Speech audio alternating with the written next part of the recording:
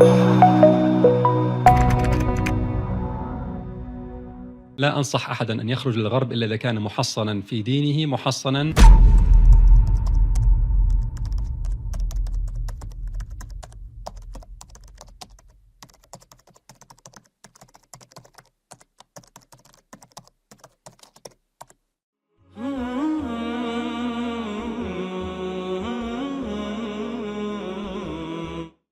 السلام عليكم. في هذه الحلقة салом ва раҳмати аллоҳ бар шумо бод. дар барномаи имрӯза мо ба саволи зерин ҷавоб медиҳем: оё исбот шудааст ки баъзе падидаҳои модарзодӣ сабабҳои эволютсионӣ доранд?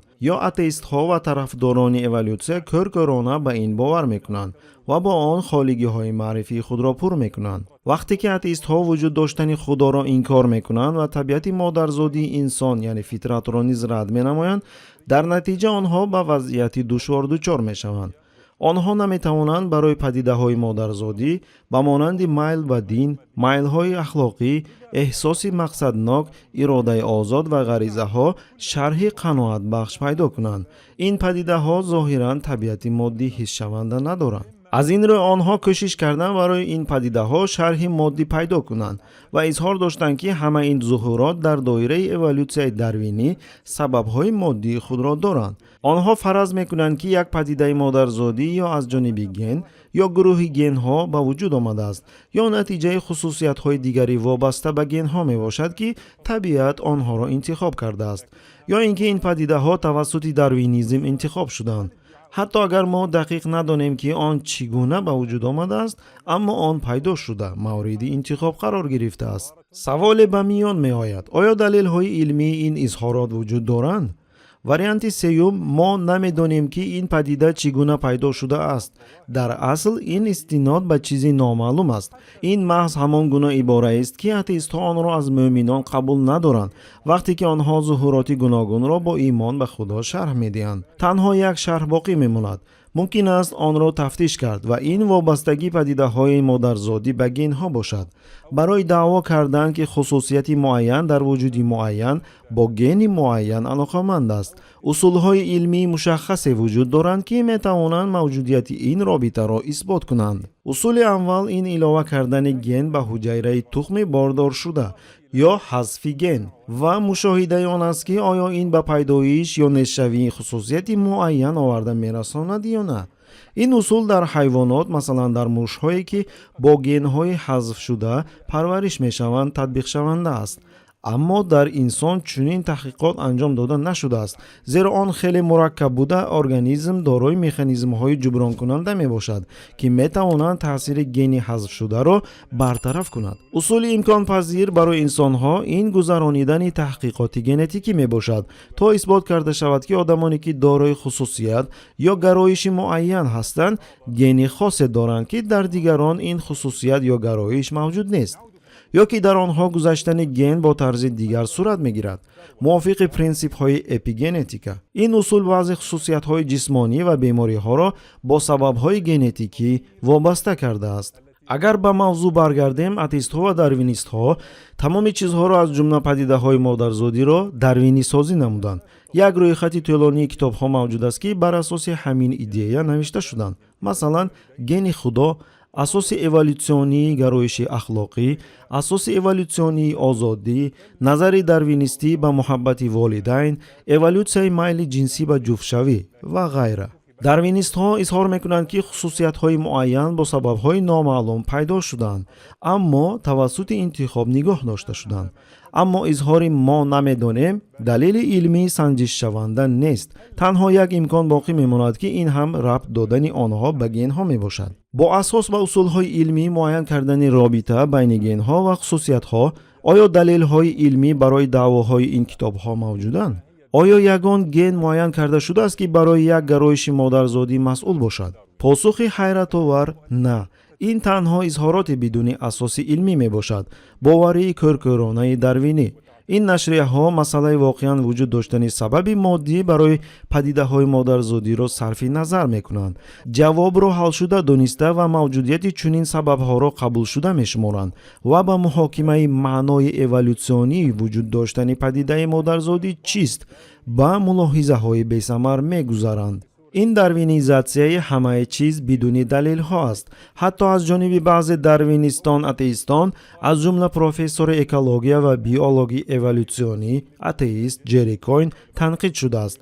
در کتاب خود چرا اِوولوسیا درست است کوین می نویسد در بین روانشناسان، بیولوژها و فیلسوفان تمایل خوفناک افزاینده داروینیزاسیای هر یک جنبه رفتاری انسان موجود است. بازسازی راه‌های احتمالی اِوولوسیای چیزها که به تصورات وسیع اساس یافتند این علم نیست بلکه تنها یک حکایه است. همچون استثنا دین خامر برخلاف مؤلفان دیگر درباره گنی معین برای شرح میل دینی انسان سخن میگوید، اما اظهارات او چنانی که ما شاهد میشویم دلیل ندارد و از جانب محققان دیگر رد کرده شده است. خامر کتاب خود با نام گنی خدا را به یک تحقیقات اساس داده است که آن نشر نشده بود و نتیجه های آن از جانب هیچ محقق پس از او تکرار نشدند، چنانی که کارل سیمر قید میکند.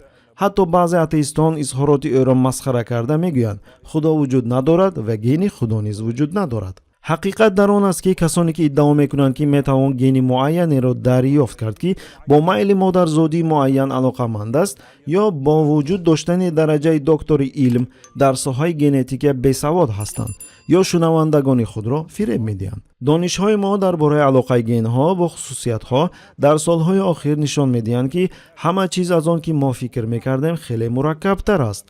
چنانه که در مقاله علمی در مجله نیچری سال 2008 نشر شده قید گردیده است. رمزگشایی کدهای ژنتیکی در لایحه ژنوم انسان امیدهای ما را برباد داد، زیرا ما معین کردیم که خصوصیت‌های جسمانی به مانند قد و بیماری‌های روحی به مانند شیزوفرنی که گویا علاقه ژنتیکی دارند نمی‌توانند به یک ژن یا حتی مجموعه معین ژن‌ها نسبت داده شوند. همه چیز بسیار مرکب‌تر است از آن که در مکتب‌ها و دانشگاه‌ها تعلیم داده می‌شوند. تحقیقات‌های دیگر نشان می‌دهند که یک خصوصیت رفتاری می‌تواند با هزارها ژن علاقه‌مند باشد که هر یک سهم خود را دارد و در عین زمان تحقیقات‌ها ناتوانی ما را در معین کردن این ژن‌های تخمینی اعتراف می‌کنند. عیان می‌گردد که این مسئله خیلی مرکب و ناروشن است. با وجود این انسان‌های مثل خامر موجودیت ژن خدا را تاکید می‌کنند و وسایط اخباری عامه غرب سرلوحه‌های مانند این ژن مشخص معین می‌کند که شما برای جمهوری خواهان آواز می‌دهید و یا به دموکرات‌ها را می‌آورند که این ساده‌کنی بی‌معنایی و کوشش فریب دادن مردم میباشد. گرچند که این دعواهای خنده‌آور به بعضی جوانانی از دایره‌های علمی دور بوده تاثیر داشته باشند، ولی حیرت آور آن است که آنها را آدمانی با اساسهای تحقیقات علمی شناس، دکتران یا دانشجویان اختصاصهای طبی و بیولوژی قبول میکنند. پیش از آن که ادامه دهم میخواهم بگویم که من مشکلی نمیبینم در آن که خدا در انسان ژن معینی را ایجاد کرده است که برای تشکل گرایش‌های مادرزادی کمک کند. چطوری که ما در چهارمین قسم این سلسله معروضه ها شرح داده بودیم. اگر این واقعا درست باشد این باز یک دلیل وجود داشتن آفرینده و بزرگی او را نشان می‌دهد. اما جلب کننده این است که اتئیست ها شرح‌های خود را برای پدیده های مادرزادی بر اساس خیالی وجود داشتن این ژن ها یا روندهای اِوولوسیونی که هنوز کشف نشده‌اند همچون الترناتیو با وجود داشتن آفرینده به داشتن دلیل های واقعی بنیاد میکنند. این رد کردن چیزی است که با همه دلیل ها تصدیق شده است و جانبداری کردن آن که دلیل ها برای آن وجود ندارند. محکوم شونده آن است که اتئیست ها ایمان ما را با وجود داشتن خدا رد میکنند، صرف نظر از دلیل های زیاده، اما در عین زمان مشکلی نمیبینند در ایمان کورکورانه با موجودیت این ژن ها یا شرح‌هایی که هنوز کشف نشدند و برای آنها دلیلی وجود ندارد. محکوم شونده آن است که اتئیست ها ادعا میکنند گویا ایمان ما با وجود داشتن آفریدگار تنها یک پر کردن خالگی های علم باشد. یعنی ما سبب بعضی پدیده ها را نمیدانیم و از این رو برای شرح آنها وجود خدا را تخمین میکنیم. این از روی تعلیمات اسلامی نادرست است. همزمان خود اتئیست ها این ایمان کورکورانه داروینی را برای شرح پدیده ها پیش میگذارند. ناکامی ما دیگری آنها در شرح پدیده ها باعث شد که وجود داشتن آفریدگار را انکار کنند. از این رو به آنها یک الترناتیو لازم بود. алтернативаи моддигароёна ки рӯҳ ва фитратро инкор мекунад.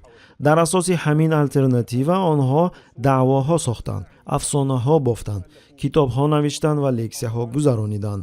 ҳамааш бар пояи ҳеҷ чиз, як тахайюли бузург. оё имони кӯртар аз ин вуҷуд дорад? оё бештар аз ин метавон ба ақл азият овард? оё таассуб ва ғаразнокии илмии бузургтар аз ин ҳаст? бо ҳамин иттиҳомҳо онҳо мусалмононро мазаммат мекунанд. магар худи атеистҳо ва дарвинистҳо ба ин иттиҳомҳо бештар сазовор нестанд? онҳо иддао мекунанд ки байни ислом ва воқеият, байни ислом ва илмҳои таҷрибавӣ ихтилоф вуҷуд дорад. аммо вақте атеистон гӯянд ки инсон ихтиёри озод надорад, ӯро генҳо идора мекунанд, ба авҷи зиддият бо воқеият мерасанд. зеро воқеият тасдиқ мекунад ки инсон ихтиёри озод дорад, ҳарчанд онҳо онро инкор кунанд ҳам. ҳамчунин онҳо ба илмҳои таҷрибавӣ беэҳтиромӣ мекунанд, вақти мавҷудияти генҳоро бидуни далелҳо иддао менамоянд. ҳамаи ин натиҷаест барои инкори далелҳои фитрӣ ва ҳастии Аллоҳи таоло. мо ба поёни баҳси худ дар бораи далелҳои фитрӣ наздик мешавем ва намехоҳем аз ҳад зиёд ба ин мавзӯъ фурӯ равем. аммо мехоҳем як маълумоти бардурӯғро ки атеистҳо ва дарвинистҳо ба номи илм паҳн мекунанд зикр кунем. сафед кардани майли ҷинсӣ бо иддаои асоси генетикии онҳо. ин боз як намунаи дигар аз зиёнҳои инкори фитрати инсонӣ ва кӯшиши фаҳмондани он бо назари моддӣ аст ки бо иродаи Аллоҳ мо онро дар барномаи оянда муҳокима хоҳем кард. Вассаламу алайкум ва раҳматуллоҳ. тамошобинони гиромӣ, агар хоҳед ки наворҳои мо зуд бароянд, пас зер кардани тугмачаи лайкро фаромӯш накунед. албатта ба шабакаи мо обуна шавед ва наворҳои моро ба дигарон расонед, зеро расонанда мисли амалкунанда соҳиби мукофот мегардад.